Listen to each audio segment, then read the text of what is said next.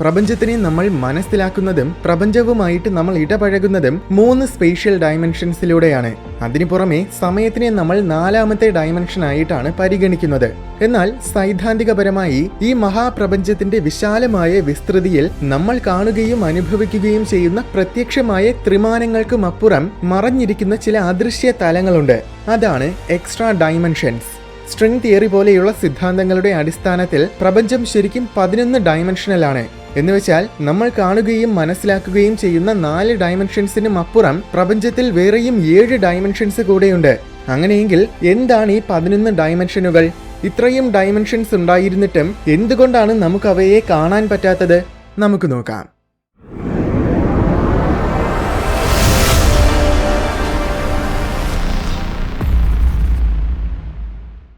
ആദ്യമേ തന്നെ പറയട്ടെ, എക്സ്ട്രാ ഡയമെൻഷൻസ് എന്നത് നിലവിൽ ശാസ്ത്രത്തിന്റെ അടിസ്ഥാനത്തിലുള്ള സാങ്കല്പിക സിദ്ധാന്തം മാത്രമാണ്, അല്ലാതെ തെളിയിക്കപ്പെട്ടിട്ടുള്ള ഒരു സിദ്ധാന്തമല്ല.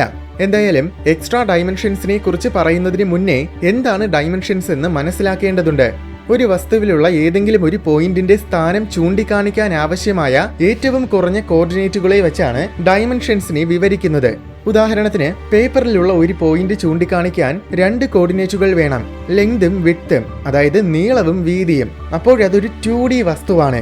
എന്നാൽ സ്പേസിലിരിക്കുന്ന ഒരു ക്യൂബിനുള്ളിലെ ഒരു പോയിന്റ് ചൂണ്ടിക്കാണിക്കണമെങ്കിൽ 3 കോർഡിനേറ്റുകൾ ആവശ്യമാണ്, ലെങ്ത്, വിഡ്ത്ത്, ഹൈറ്റ്. അങ്ങനെയാണെങ്കിൽ അതൊരു 3D വസ്തുവാണ്. ഭൗതിക ശാസ്ത്രത്തിന്റെ അടിസ്ഥാനത്തിൽ സമയത്തിന്റെ ഒരു ഡയമെൻഷനെയും കൂടെ ചേർത്ത് ആകെ മൊത്തം 4 ഡയമെൻഷൻസ് ഉണ്ട്. എന്നാൽ സ്ട്രിംഗ് സിദ്ധാന്ത പ്രകാരം സ്പേസിന് 10 ഡയമെൻഷൻസ് ഉണ്ട്, സമയത്തിനെയും കൂടെ ചേർത്ത് 11 ഡയമെൻഷൻസ്. ഇനി ബോസോണിക് സ്ട്രിംഗ് തിയറി എന്ന മറ്റൊരു സാങ്കല്പിക സിദ്ധാന്തം അനുസരിച്ചാണെങ്കിൽ ആകെ മൊത്തം 26 ഡയമെൻഷൻസ് ഉണ്ട്. എന്തായാലും ഇത്രയും എക്സ്ട്രാ ഡയമെൻഷൻസ് ഉണ്ടെങ്കിലും അവയെല്ലാം എവിടെയാണ്? എന്തുകൊണ്ടാണ് അവയെ നമുക്ക് കാണാൻ പറ്റാത്തത്? ഒരുപക്ഷെ നമ്മൾ ഹയർ ഡയമെൻഷനിലായിരിക്കും ജീവിക്കുന്നത്, എന്നാൽ നമുക്കത് മനസ്സിലാക്കാനുള്ള കഴിവില്ലാത്തതായിരിക്കാം. കാരണം 3 ഡയമെൻഷൻസിനെ മനസ്സിലാക്കാനുള്ള തരത്തിലാണ് നമ്മുടെ തലച്ചോറ് വികസിച്ചിട്ടുള്ളത്. അതിനാൽ തന്നെ അതിൽ കൂടുതൽ ഡയമെൻഷൻസിനെ നമുക്ക് കാണാനും മനസ്സിലാക്കാനും ഒന്നും കഴിയില്ല. പക്ഷെ ചില ഗവേഷകരുടെ നിഗമനപ്രകാരം എക്സ്ട്രാ ഡയമെൻഷൻസ് ഒക്കെ അത്യധികം ചെറിയ അളവിലേക്ക് വളഞ്ഞിരിക്കുകയായിരിക്കും. ചെറുതെന്ന് വെച്ചാൽ മൈക്രോസ്കോപ്പിലൂടെ പോലും നമുക്ക് കാണാൻ പറ്റില്ല, അതായത് ഏകദേശം ആൻറ്റ്മാൻ സിനിമയിൽ കാണുന്നത് പോലെ. അതുകൊണ്ടായിരിക്കും നമുക്ക് അവയെ കാണാൻ പറ്റാത്തത്. ഉദാഹരണത്തിന്, അകലെയുള്ള ഒരു കയറിനെ നമ്മൾ നോക്കുമ്പോൾ അത് ഒരു ഡയമെൻഷണൽ വസ്തുവായിട്ടായിരിക്കും നമ്മൾ കാണുന്നത്. കാരണം അതിന്റെ നീളം മാത്രമേ നമുക്ക് കാണാൻ കഴിയുകയുള്ളൂ. എന്നാൽ അതിലിരിക്കുന്ന ഉറുമ്പിന്റെ സ്ഥാനത്ത് നിന്ന് നോക്കുമ്പോൾ അതിന് കയറിന്റെ മുകളിലോട്ടും താഴോട്ടും പോകാൻ കഴിയും. അതായത് ഉറുമ്പിന് കുറഞ്ഞത് 2 ഡയമെൻഷൻസ് എങ്കിലും കാണാൻ പറ്റുന്നുണ്ട്. ഇനി നമ്മൾ ഒരുപാട് ചെറുതായി ആറ്റങ്ങളുടെ അളവിലേക്ക് പോയാൽ ന്യൂക്ലിയസിന് ചുറ്റും ഇലക്ട്രോൺസും പ്രോട്ടോൺസും വലം വയ്ക്കുന്ന ഒരു വലിയ 3D ലോകം കാണാൻ സാധിക്കും.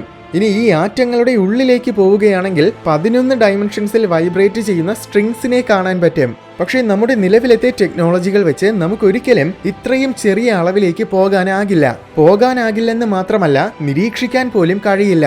അതുകൊണ്ടാണ് എക്സ്ട്രാ ഡയമെൻഷൻസിനെ നമുക്ക് കാണാൻ പറ്റാത്തത്. ഓർക്കുക, ഇതെല്ലാം സൈദ്ധാന്തികപരമായ ആശയങ്ങളാണ്. ഒരു ഡയമെൻഷനും ഇല്ലാത്ത അവസ്ഥയാണ് 0 ഡയമെൻഷൻ. 0 ഡയമെൻഷനിൽ ലെങ്തും വിഡ്ത്തും ഹൈറ്റും ഒന്നും ഉണ്ടായിരിക്കില്ല. മാത്തമാറ്റിക്സിലും ഫിസിക്സിലും ഒരു പോയിന്റിനെയാണ് 0 ഡയമെൻഷൻ എന്ന് പറയുന്നത്. പക്ഷെ നമ്മൾ സാധാരണ വസ്തുക്കളെ സങ്കല്പിക്കുന്നത് പോലെ ഒരു 0 ഡയമെൻഷണൽ പോയിന്റിനെ സങ്കല്പിക്കാനാകില്ല. എന്നാൽ ബഹിരാകാശത്തിലെ ഒരു കൃത്യമായ സ്ഥാനത്തിനെ നിങ്ങൾക്കൊരു 0 ഡയമെൻഷണൽ പോയിന്റ് ആയിട്ട് പരിഗണിക്കാനാകും. 1 ഡയമെൻഷൻ എന്ന് പറയുമ്പോൾ ഒരു വസ്തുവിന് ആകെ നീളം മാത്രമേ ഉണ്ടായിരിക്കൂ. ഒരു സ്ട്രെയിറ്റ് ലൈനാണ് 1 ഡയമെൻഷണൽ വസ്തുവിന്റെ ഉത്തമ ഉദാഹരണം. ഇങ്ങനെ 1 ഡയമെൻഷണൽ സ്പേസിൽ ജീവിക്കുന്നവർക്ക് അവരായിരിക്കുന്ന സ്ട്രെയിറ്റ് ലൈനിലൂടെ ആകെ മുന്നിലോട്ടും പിന്നിലോട്ടും മാത്രമേ ചലിക്കാനാവുകയുള്ളൂ.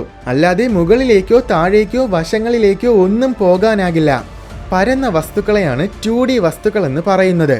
ഇവയ്ക്ക് നീളവും വീതിയും മാത്രമേ ഉണ്ടായിരിക്കുകയുള്ളൂ, കട്ടി അല്ലെങ്കിൽ ഉയരം ഉണ്ടായിരിക്കില്ല. അതിനാൽ തന്നെ ഇവയുടെ വോളിയം അഥവാ വ്യാപ്തി 0 ഇവയുടെ മാത്രമല്ല, നേരത്തെ പറഞ്ഞ 1 ഡയമെൻഷണൽ വസ്തുക്കളുടെ വോളിയവും 0 ഒരു 2D ലോകമുണ്ടെങ്കിൽ അവിടെയുള്ളവർക്ക് മുന്നിലോട്ടും പിന്നിലോട്ടും വശങ്ങളിലോട്ടും ചലിക്കാനാകും. എന്നാൽ മുകളിലോട്ടും താഴോട്ടും പോകാൻ പറ്റില്ലെന്ന് മാത്രമല്ല, അങ്ങനെ മുകളിലേക്ക് താഴേക്ക് എന്ന ആശയം പോലും അവരുടെ മനസ്സുകളിൽ ഉണ്ടായിരിക്കില്ല. അവർക്കൊരിക്കലും അങ്ങനൊരു 3ാമത്തെ ഡയമെൻഷനെ കുറിച്ച് ചിന്തിക്കാൻ പോലും കഴിയില്ല.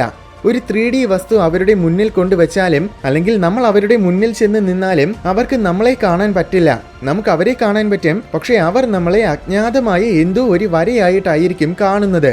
അതുപോലെ അവരുടെ 2 ഡൈമെൻഷണൽ പ്രതലത്തിന് നേർക്ക് തന്നെ നമ്മൾ ചെന്ന് നിൽക്കണം. അല്ലാതെ ആ പ്രതലത്തിന് ശകലം മുകളിലോ താഴെയോ ചെന്ന് നിന്നാൽ അവർ നമ്മളെ കാണില്ല. മറ്റൊരു കാര്യം, നമ്മൾ അവരുടെ 2D പ്രതലത്തിൽ ചവിട്ടിയ ശേഷം പെട്ടെന്ന് കാലെടുക്കുമ്പോൾ എന്തോ ഒരു അജ്ഞാത വസ്തു പെട്ടെന്ന് ശൂന്യതയിൽ നിന്നും പ്രത്യക്ഷപ്പെടുകയും ഉടനെ തന്നെ അപ്രത്യക്ഷമാവുകയും ചെയ്യുന്നതായിട്ടായിരിക്കും അവർ കാണുന്നത്. അതായത് എന്തോ ഒരു മായാജാലം കാണുന്നതായിട്ടേ അവർക്ക് തോന്നുകയുള്ളൂ.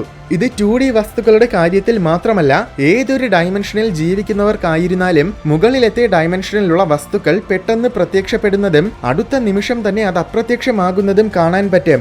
മുകളിലത്തെ ഡൈമെൻഷനിലുള്ളവർക്ക് അതെല്ലാം നിസ്സാരമായ എന്തെങ്കിലും ചലനമായിരിക്കും. പക്ഷെ താഴത്തെ ഡൈമെൻഷനിലുള്ളവർക്ക് അത് അമാനുഷികമായിട്ടോ മാന്ത്രികമായിട്ടോ ഒക്കെ തോന്നും.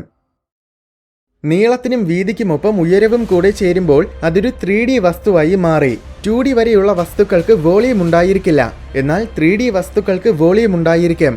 നമ്മളൊരു 3D പ്രപഞ്ചത്തിൽ ജീവിക്കുന്നതിനാലാണ് നമുക്ക് മുന്നിലോട്ടും പിന്നിലോട്ടും വശങ്ങളിലോട്ടും പിന്നെ മുകളിലേക്കും താഴേക്കും ചലിക്കാൻ കഴിയുന്നത്.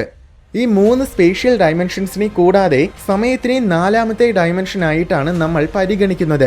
നമുക്ക് സമയത്തിനെ മനസ്സിലാക്കാൻ പറ്റുമെങ്കിലും അതിലൂടെ ഒരു ദിശയിലേക്ക് മാത്രമേ നമുക്ക് സഞ്ചരിക്കാനാകൂ. എന്നാൽ 4ാമത്തെ ഡൈമെൻഷനിൽ ജീവിക്കുന്നവർക്ക് സമയത്തിലൂടെ ഇഷ്ടാനുസരണം സഞ്ചരിക്കാനാകും. അതായത് ഫ്യൂച്ചറിലേക്കും പാസ്റ്റിലേക്കും ഒക്കെ അവർക്ക് നിസ്സാരമായിട്ട് പോകാനാകും. മറ്റൊരു രീതിയിൽ പറഞ്ഞാൽ ടൈം ട്രാവൽ ചെയ്യാനാകും. പോകാൻ കഴിയുമെന്ന് മാത്രമല്ല, പാസ്റ്റിലോട്ടും ഫ്യൂച്ചറിലോട്ടും പോയി പല മാറ്റങ്ങൾ വരുത്താനും കഴിയും. പണ്ട് ചെയ്യേണ്ടിയിരുന്ന എന്തെങ്കിലും കാര്യമുണ്ടായിരുന്നുവെന്ന് തോന്നുകയാണെങ്കിൽ ടൈം ട്രാവൽ ചെയ്ത് തിരികെ പോയി അത് ചെയ്യാനാകും. ഇനി അടുത്ത 5th ഡൈമെൻഷനിലേക്ക് പോയാൽ അവിടെയുള്ളവർക്ക് പാസ്റ്റിലോട്ടും ഫ്യൂച്ചറിലോട്ടും ടൈം ട്രാവൽ ചെയ്യാൻ കഴിയുമെന്ന് മാത്രമല്ല, സമയത്തിനെ എല്ലാ രീതികളിലും വളച്ചൊടിക്കാനും കഴിയും. 5th ഡൈമെൻഷനിലുള്ള ഒരാൾക്ക് ഒരേ സമയം തന്നെ പലയിടങ്ങളിലും നിലനിൽക്കാൻ കഴിയും. അപ്പോൾ ഒരേ സമയം അയാൾക്ക് ഒന്നിലധികം കാര്യങ്ങൾ ചെയ്യാം. ഒരേ സമയം തന്നെ ക്രിക്കറ്റ് പ്ലെയറുമായിരിക്കാം, യൂട്യൂബ് സ്ട്രീമറുമായിരിക്കാം, ടീച്ചറുമായിരിക്കാം, അങ്ങനെ ഇഷ്ടമുള്ള എന്ത് വേണമെങ്കിലും ആകാം. സമയത്തിനെ മരവിപ്പിച്ച് നിർത്താനും പുറകിലോട്ട് കൊണ്ടുപോകാനും അങ്ങനെ എല്ലാം തന്നെ 5th ഡൈമെൻഷണൽ ജീവികൾക്ക് സാധ്യമാണ്. ചുരുക്കി പറഞ്ഞാൽ 5ാമത്തെ ഡൈമെൻഷനിലുള്ളവർക്ക് സമയത്തിന്റെ പൂർണ്ണ നിയന്ത്രണവും ഉണ്ടായിരിക്കും. ഇനി 6ാമത്തെ ഡൈമെൻഷനിലേക്ക് പോകുമ്പോൾ അവിടെയുള്ളവർക്ക് സമയത്തിനെ നിയന്ത്രിക്കുക മാത്രമല്ല, മറ്റു പ്രപഞ്ചങ്ങളിലേക്ക് പോകാനും കഴിയും. ഈ പ്രപഞ്ചങ്ങളെല്ലാം സ്വന്തം പ്രപഞ്ചത്തിന് സമാനമായ സമാന്തര പ്രപഞ്ചങ്ങളായിരിക്കും. അതായത് 6ാമത്തെ ഡൈമെൻഷനിലാണ് പാരലൽ യൂണിവേഴ്സ് നിലനിൽക്കുന്നത്. ഈ പാരലലായ എല്ലാ പ്രപഞ്ചങ്ങളിലും നിങ്ങളുടെ പകർപ്പുകളും ഉണ്ടായിരിക്കും. ഓരോ പ്രപഞ്ചത്തിലും നിങ്ങൾ വ്യത്യസ്തമായ തീരുമാനങ്ങളായിരിക്കും എടുക്കുന്നത്. ഒരു പ്രപഞ്ചത്തിൽ നിങ്ങൾ ഒരു റോഡിന്റെ ഇടതുവശത്തേക്കാണ് പോകുന്നതെങ്കിൽ മറ്റൊരു പ്രപഞ്ചത്തിൽ നിങ്ങൾ വലതുവശത്തേക്കായിരിക്കും പോയത്. ഇങ്ങനെ പാസ്റ്റിലും പ്രസന്റിലും ഫ്യൂച്ചറിലുമായി എന്തെല്ലാം സംഭവിക്കാനുള്ള സാധ്യതകളുണ്ടോ ആ സാധ്യതകളെല്ലാം തന്നെ 6ാമത്തെ ഡൈമെൻഷനിലുള്ളവർക്ക് കാണാൻ കഴിയും. 7ാമത്തെ ഡൈമെൻഷനിലേക്ക് വരുമ്പോഴാണ് മൾട്ടിവേഴ്സ് എന്ന ആശയത്തിൽ എത്തുന്നത്. ഈ ഡൈമെൻഷനിലുള്ളവർക്ക് പാരലൽ യൂണിവേഴ്സിലേക്ക് മാത്രമല്ല മൾട്ടിവേഴ്സിലും പോകാനാകും. ഇത് രണ്ടും തമ്മിൽ എന്താണ് വ്യത്യാസമെന്ന് ചോദിച്ചാൽ പാരലൽ യൂണിവേഴ്സിലുള്ള എല്ലാ പ്രപഞ്ചങ്ങളും ഏകദേശം ഒരേപോലെ തന്നെ ആയിരിക്കും. ഓരോ പ്രപഞ്ചങ്ങൾ തമ്മിലും ചെറിയ ചെറിയ വ്യത്യാസങ്ങൾ മാത്രമേ ഉണ്ടായിരിക്കുകയുള്ളൂ. അതുപോലെ പാരലൽ യൂണിവേഴ്സിൽ പ്രപഞ്ചങ്ങൾ അനന്തമല്ല, എന്നാൽ മൾട്ടിവേഴ്സിൽ അനന്തമായ പ്രപഞ്ചങ്ങളുണ്ട്. പാരലൽ യൂണിവേഴ്സിൽ ഒരു പ്രപഞ്ചത്തിന് തുല്യമായ മറ്റൊരു പ്രപഞ്ചം ഉണ്ടായിരിക്കില്ല, എന്നാൽ മൾട്ടിവേഴ്സിൽ ഒരു പ്രപഞ്ചത്തിന് തുല്യമായ അനന്തമായ പ്രപഞ്ചങ്ങൾ ഉണ്ടായിരിക്കും. അതുമാത്രമല്ല, എന്തെല്ലാം സാധ്യതകളിൽ പ്രപഞ്ചമുണ്ടാകാനും നിലനിൽക്കാനും സാധ്യതയുണ്ടോ അതിന് അനന്തമായ സാധ്യതകളാണെങ്കിൽ പോലും ആ സാധ്യതകളിലെല്ലാം ഉള്ള പ്രപഞ്ചങ്ങളും മൾട്ടിവേഴ്സിൽ ഉണ്ടായിരിക്കും. ഇതിൽ ഇഷ്ടമുള്ള ഏത് പ്രപഞ്ചത്തിലേക്ക് വേണമെങ്കിലും 7ാമത്തെ ഡൈമെൻഷനിലുള്ളവർക്ക് പോകാനാകും. 7ൽ നിന്ന് മുകളിലേക്ക് പോയാൽ പിന്നെ ഭൗതിക രൂപത്തിലുള്ള വസ്തുക്കളെ ഒന്നും കാണാൻ കഴിയില്ല. അപ്പോൾ 8ാമത്തെ ഡൈമെൻഷനിലേക്ക് പോയി കഴിഞ്ഞാൽ നിങ്ങൾക്കൊന്നിനെയും ആരെയും തൊടാൻ കഴിയില്ല. ആർക്കും ഒന്നിനും നിങ്ങളെയും തൊടാൻ കഴിയില്ല. അത് സങ്കല്പിക്കാൻ കുറച്ച് ബുദ്ധിമുട്ടായിട്ട് തോന്നുകയാണെങ്കിൽ നമ്മുടെ ഡിജിറ്റൽ ലോകത്തിനെ കുറിച്ച് ചിന്തിച്ചാൽ മതി. ആർക്കും കൃത്യമായ രൂപമില്ലാത്തതിനാൽ തന്നെ എല്ലാവർക്കും എപ്പോൾ വേണമെങ്കിലും നൊടിയിടയിൽ അപ്രത്യക്ഷമാകാനും തിരിച്ച് മറ്റൊരു സ്ഥലത്തിൽ പ്രത്യക്ഷമാകാനും കഴിയും. ഏത് രൂപം വേണമെങ്കിലും എടുക്കാനും അവർക്ക് സാധിക്കും. അതുമാത്രമല്ല, ആർക്ക് വേണമെങ്കിലും പ്രപഞ്ചത്തിന്റെ എവിടെ വേണമെങ്കിലും നൊടിയിടയിൽ പോകാൻ കഴിയും. ഒരു പ്രപഞ്ചത്തിൽ മാത്രമല്ല, അനന്തമായ പ്രപഞ്ചങ്ങളിൽ അവർക്കിഷ്ടമുള്ള ഏതിലോട്ട് വേണമെങ്കിലും പോകാം. ഒൻപതാമത്തെ ഡയമെൻഷനിലുള്ളവർക്ക് എല്ലാ പ്രപഞ്ചത്തിലേക്കും പോകാൻ കഴിയുമെന്നത് മാത്രമല്ല, അനന്തമായ സകല പ്രപഞ്ചത്തിന്റെയും പാസ്റ്റിലൂടെയും പ്രസന്റിലൂടെയും ഫ്യൂച്ചറിലൂടെയും ഒരേ സമയം സഞ്ചരിക്കാനാകും. മറ്റൊരു പ്രത്യേകത എന്നത് ഒൻപതാമത്തെ ഡയമെൻഷനിൽ ഒരുപാട് പുരോഗമന സമൂഹങ്ങളും അന്യഗ്രഹ ജീവികളുമൊക്കെ ഒരേ സമയം ഒരേ സ്ഥലത്തിൽ തന്നെ നിലനിൽക്കും. അത് മാത്രമല്ല, ഒരു സമൂഹത്തിന് മറ്റൊരു സമൂഹത്തിന്റെ നിലനിൽപ്പിനെ കുറിച്ച് യാതൊരു ബോധ്യവും ഉണ്ടായിരിക്കില്ല. 10ാമത്തെ ഡയമെൻഷനിലുള്ളവരുടെ ശക്തികൾ അനന്തമായിരിക്കും. അവരുടെ ശക്തികൾ ശരിക്കും നമുക്ക് സങ്കല്പിക്കാൻ പോലും കഴിയുന്നതിനും അപ്പുറമായിരിക്കും. ഈ ഡയമെൻഷനിലുള്ള ഒരാൾക്ക് സ്പേസ് ടൈമിനെ തന്നെ പൂർണ്ണമായും നിയന്ത്രിക്കാനാകും. 10ാമത്തെ ഡയമെൻഷനിൽ എല്ലാം തന്നെ അനന്തമാണ്. അനന്തമായ ഊർജം, അനന്തമായ ശക്തി, അനന്തമായ പ്രപഞ്ചങ്ങൾ, അനന്തമായ സാധ്യതകൾ, എല്ലാത്തിനും അനന്തമായ സങ്കീർണത, അങ്ങനെ എല്ലാം തന്നെ അനന്തമാണ്. ഇനി അവസാനത്തെ ഡയമെൻഷനിലേക്ക് പോയാൽ നമുക്ക് സങ്കല്പിക്കാൻ പറ്റുന്നതും സങ്കല്പിക്കാൻ പറ്റാത്തതുമായ സകല കാര്യങ്ങളും 11ാമത്തെ ഡയമെൻഷനിൽ സാധ്യമാണ്. മറ്റൊരു രീതിയിൽ പറഞ്ഞാൽ 11ാമത്തെ ഡയമെൻഷനിൽ അസാധ്യമായ ഒന്നും തന്നെയില്ല. ഈ ഡയമെൻഷനിലുള്ളവർക്ക് പുതിയ പ്രപഞ്ചങ്ങളെയും സ്പേസ് ടൈമിനെ പോലും നിർമ്മിക്കാനാകും. സൂപ്പർ സ്ട്രിംഗ് തിയറി പ്രകാരം പ്രപഞ്ചത്തിലെ സകലവും നിർമ്മിതമായിരിക്കുന്നത് ആറ്റംസ് കൊണ്ടല്ല, മറിച്ച് വൈബ്രേറ്റ് ചെയ്തുകൊണ്ടിരിക്കുന്ന സ്ട്രിങ്സ് എന്ന ഘടകങ്ങളാലാണ്. സബറ്റോമിക് പാർട്ടിക്കിൾസ് പോലും സ്ട്രിങ്ങുകൾ കൊണ്ടാണ് നിർമ്മിതമായിരിക്കുന്നത്. ഓരോ സബറ്റോമിക് പാർട്ടിക്കിളിന്റെയും സ്വഭാവ സവിശേഷതയിൽ വ്യത്യാസം വരുന്നതിന്റെ കാരണം അവയ്ക്കുള്ളിലെ സ്ട്രിങ്ങുകളുടെ വ്യത്യസ്തമായ ഫ്രീക്വൻസികളിലുള്ള കമ്പനങ്ങളാണ്. അതുപോലെ തന്നെ ഒരു പാർട്ടിക്കിളിന്റെ മാസിന് കാരണമാകുന്നതും അതിന്റെ ഉള്ളിലെ സ്ട്രിങ്ങിന്റെ കമ്പനത്തിന്റെ ഫ്രീക്വൻസിയാണ്.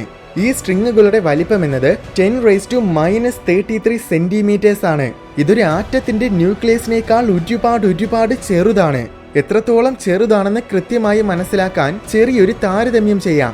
ഒരൊറ്റ ആറ്റത്തിനെ നമ്മൾ വലിച്ചു നടുക്കി നമ്മുടെ മിൽക്കി വേ ഗാലക്സിയുടെ അത്ര വലിപ്പമുള്ളതാക്കി മാറ്റിയാൽ അതിനുള്ളിലെ സ്ട്രിങ്ങിന് വെറും ഒരു ആനയുടെ അത്ര വലിപ്പം മാത്രമേ ഉണ്ടായിരിക്കുകയുള്ളൂ.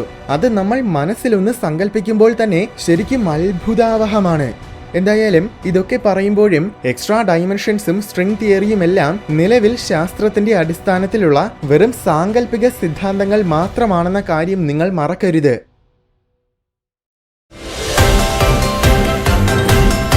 വീഡിയോ ഇഷ്ടമായെങ്കിൽ ലൈക്ക് ചെയ്യണമെന്നും ഇതുപോലെ കൗതുകവും വിജ്ഞാനവും നിറഞ്ഞ കൂടുതൽ വീഡിയോസ് കാണാനായിട്ട് ഈ ചാനൽ മറക്കാതെ സബ്സ്ക്രൈബ് ചെയ്യണമെന്നും ഓർമ്മിപ്പിക്കുന്നു.